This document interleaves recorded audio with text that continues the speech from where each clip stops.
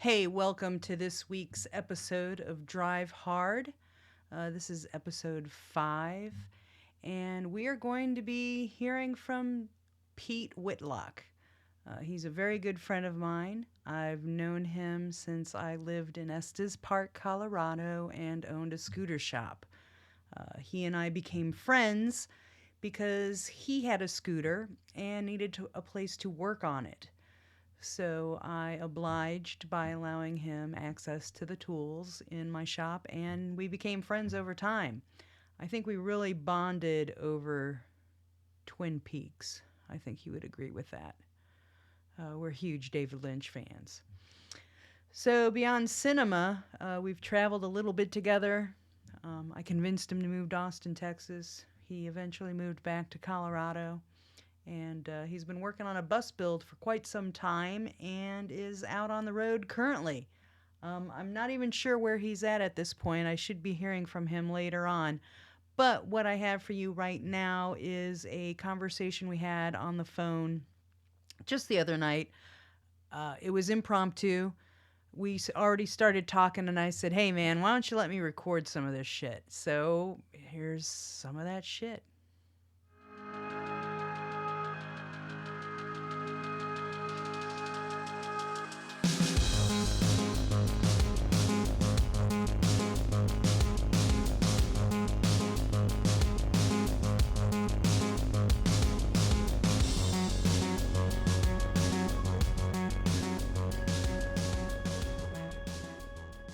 So, how long are you going to be on the road? Well, I'm going to be on the road from April 1st. Well, second to the 30th of April. So I'll be on the road for a month Okay. for first good like shakedown. What works? What doesn't? Where do I want to go? What do I want to? What do I want?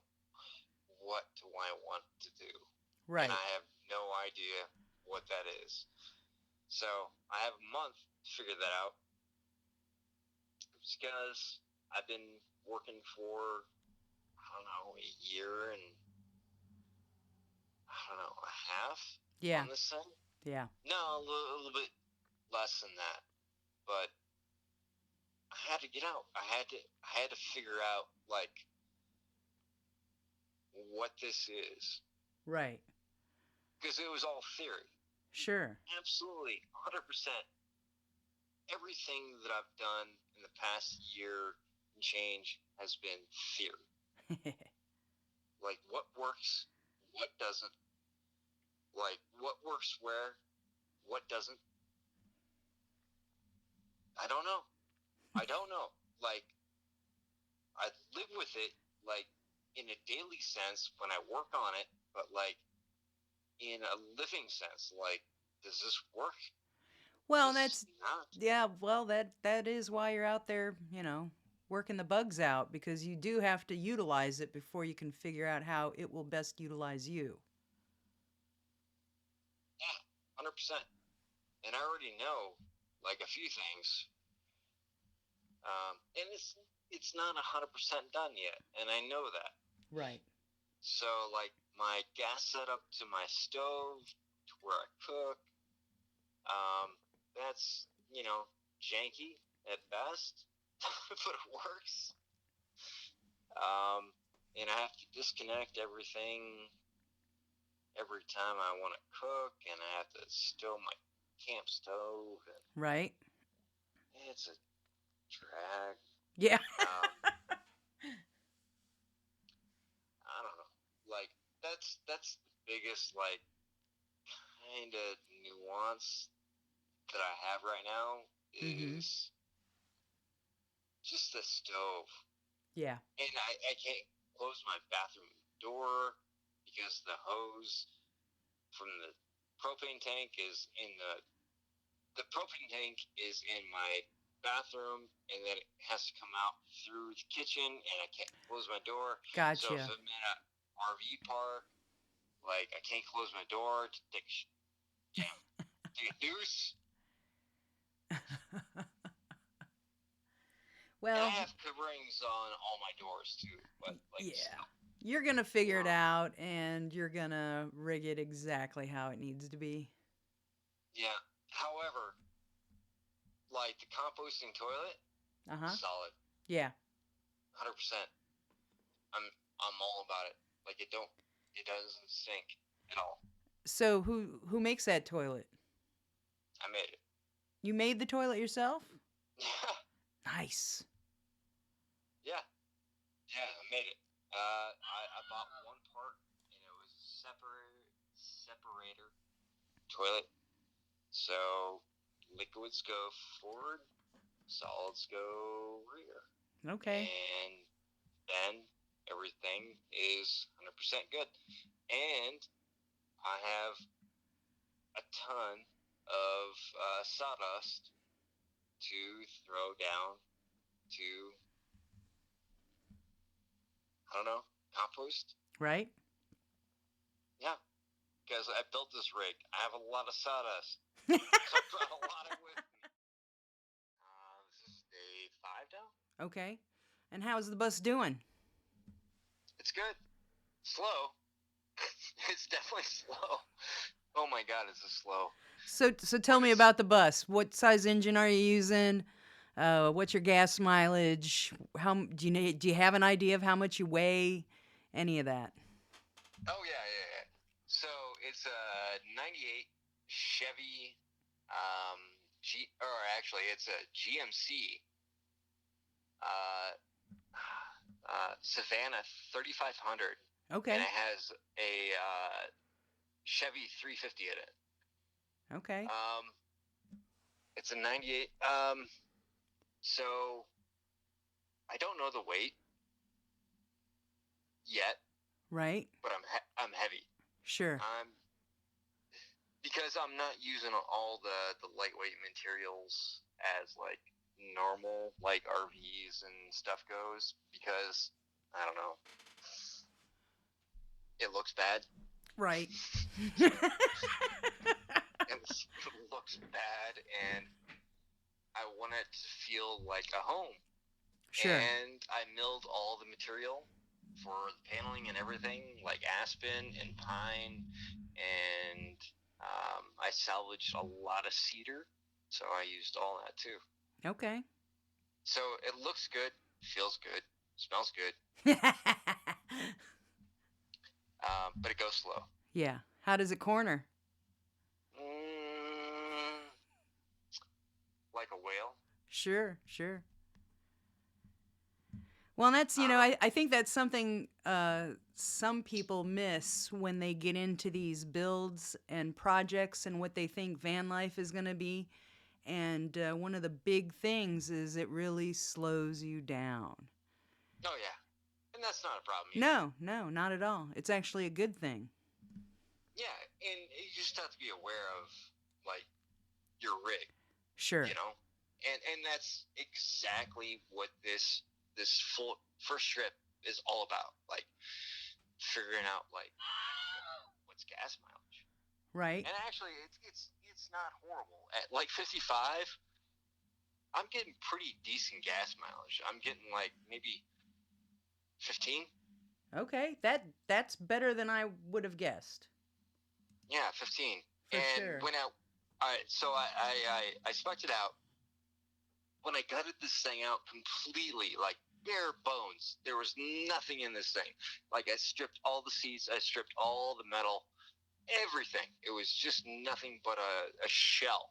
Okay. I was getting 25. Wow. But that's again in like yeah, what is it, like 7,500 elevation too. I mean, it's fuel injected too, so I don't know how much that plays into it. Yeah. But there's a lot of hills in the mountains. But you know how to work those hills. Now I do. Yeah, but and now I know how to pull over for everyone. For sure. That's like, I had better gas mileage in the mountains driving stick shift than I do here in Ohio. It's crazy. But Are you serious? yeah, Really? yeah, totally. And but it's knowing how to work those inclines. Oh yeah, yeah, yeah. No, and I definitely do. Like today, I hit 3 passes, and all of them were over 8% grade. And so, like, I would get down to the 30, and then I would drop down into my third gear, and then the motor would just do the braking for me, and Exactly. I would stay, relatively around like 40 up to 50 at some points, and then I would use the brakes and get it back down to around like 40. That's where it seemed to like to be, Yeah. you know. Yeah. Um, but yeah, just use the mechanics.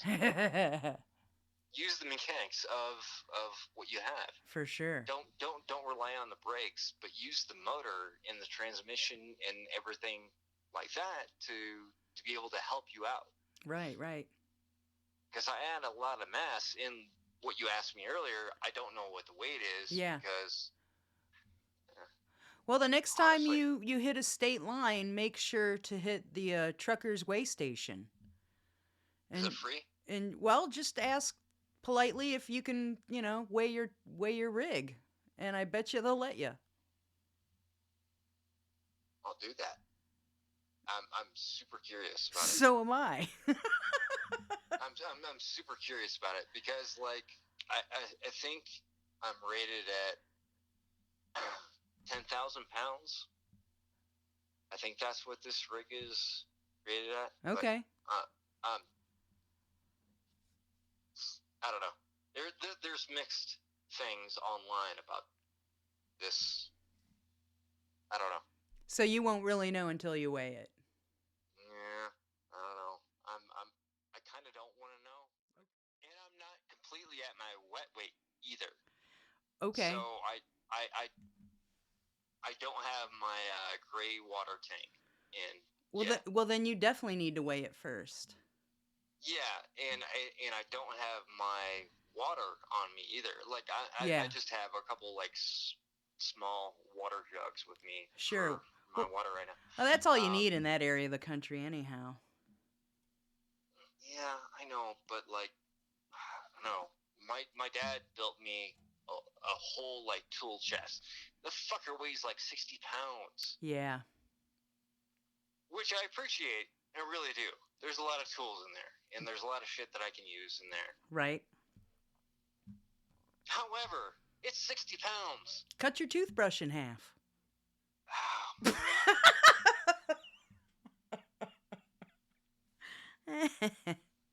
So there's that.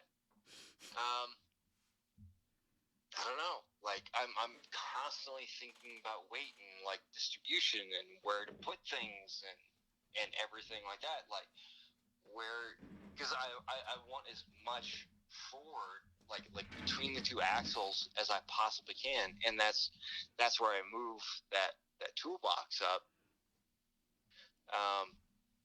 When I'm moving, I'm moving up like right between the two axles as far forward as I can, and that's where the water jug is. That like my on board like water, but it's empty. Yeah. I don't know. So like weight's always an issue, and I have two spare tires on my roof rack, which are in the far rear, and I think I might move those forward. But my dirt bike is on the far rear, and that's like 300 pounds. Yeah. So moving all that weight forward as much as I can, I think helps. But like I'm still trying to figure it out. It's always a puzzle on this. Sure. Sure. So far everything's been on the fly, right? As far as your cruising and stopping and checking things out. Oh yeah. Nice. I look at where I'm gonna go. Maybe the night before. Be like, that's a cool spot. I'll check that out. Uh-huh. And so Google Maps says it's like 2 hours. 6 hours later, I'm there. What were you Because I listening was to? listening to your podcast last night on your homie. Brian Baird. Yeah, for sure, him. Yeah, I was just getting down with it. Nice. Did you see that truck driver's tool? The truck driver's friend? Yes. Holy shit. Yeah, right. Oh, I'm ordering one. He should. I have a hatchet. I got an axe. I got a machete. I got all kinds of shit in that van. But that's a damn cool tool. And that's the thing. Like when I get pulled over, do you have any weapons? I'm like, shit. Well, I got tools. Yeah, I got a lot of sharp things in here. They're tools. They're not weapons. They're just tools. Yeah, that's what it is. You know, kitchen knife is kitchen knife. Yep. The weapon. That's right. It's a tool. That axe is for chopping firewood, and that machete is for clearing brush. Or, you know, putting wood in my, little fireplace. Sure. Which is cute and small and fucking efficient. Yeah, no, because, like, right now I'm at a KOA. Yeah. And I am the most obvious. Sure. Like, not KOA out there. Oh, KOA sees all kinds, I'm sure. No, they do. Like, they have Wi-Fi. I'm going to watch a movie tonight. Dude, they have Wi-Fi and they have electric. So if you got to charge your shit and you need to clean house and take a shower, it's a good place to stop for a night. That's what I'm doing now. Mm-hmm. And I definitely need a shower because it's been, 5 days. Yeah. 6 days. I was rolling down the road today and I'm like, damn, is that me or the rig? No, it's me. I need something. I'm just digging the Descend on the Bend page. I just like them. Yeah, I know. Excuse me. They're totally cool. Oh, so another one you should definitely fucking check out is what's her name? Gambler 500. Okay. Gambler 500. They're all about like building just really like shitty cars. Like you can buy them for less than $500 and build them out to whatever you want. But they are more importantly about like cleaning up trash in the national forest where other people dish their trash and everything. They pull boats and trash and everything out. Nice. That's a great thing. No, so the Gambler, I mean, that's their primary thing is like pulling out trash. But like, it's Gambler 500 Rally, so like they have checkpoints and everything for your really bad like rigs to like checkpoint through this thing, and there's prizes and there's points, and I don't know, but more it's about like driving a I don't know, like a ghetto like salvage like cop car with big wheels on it and like cut rims, or not cut rims but cut fenders and everything on it. You bought at a salvage yard for like $100, and you chop the top and you just spray paint the crap out of it, and you just rally the crap out of this thing on like 4-wheel drive roads where this car is not meant to go. No. They go, but they go and they go and they go, and then if you get stuck, there's so many people out there that are like, yeah, I'll pull you out, whatever. It's too steep for you. You're only a rear-wheel drive. You're a cop car. What are you going to do? You got 32s on this rig. What are you going to do? Nice. And I don't know. It's a whole community. Like Gambler 500 I totally want to start those. Totally want to start one in Colorado, in where I'm from, Estes. Right? Yeah, because there's so many places up there that need to be cleaned, and I've done it. I've already done it. I've already done a small shakedown trip, and I filled up 4 trash bags Very cool. in my one stay down there, and that was up in Pearson Park. It's movie time. Death Proof. It's like the epitome of any good travel movie that you see out there. It's a bunch of friends, a bunch of women, and they all come together, and it's for this single most like valuable point of only one of them knows about it, and that's to buy, or rather, test drive a 1971 Dodge Challenger. Okay. Which comes from the movie back in the 70s called Vanishing Point, which is what I based my bus build off of. Vanishing Point. Not that this rig goes fast whatsoever, but there's another tie into that too. But they get together and they have an adventure, that just defies all logic, and it's so much fun because it's a car chase movie. It's music time.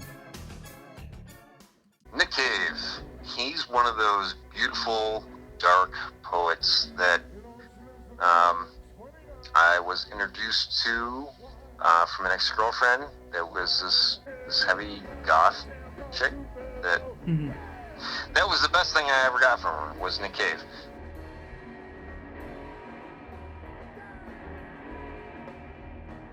And I've been listening to him for over 20 years now. Saturday kills, Sunday steals, child is born on his brother's heels. Sunday morning, the first birthday. He has a beautiful way to describe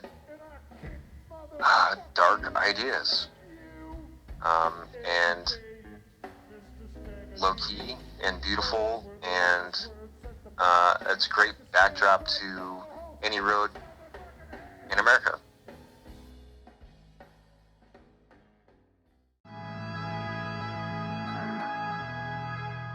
Hey, thanks for watching Drive Hard. I sure do appreciate it.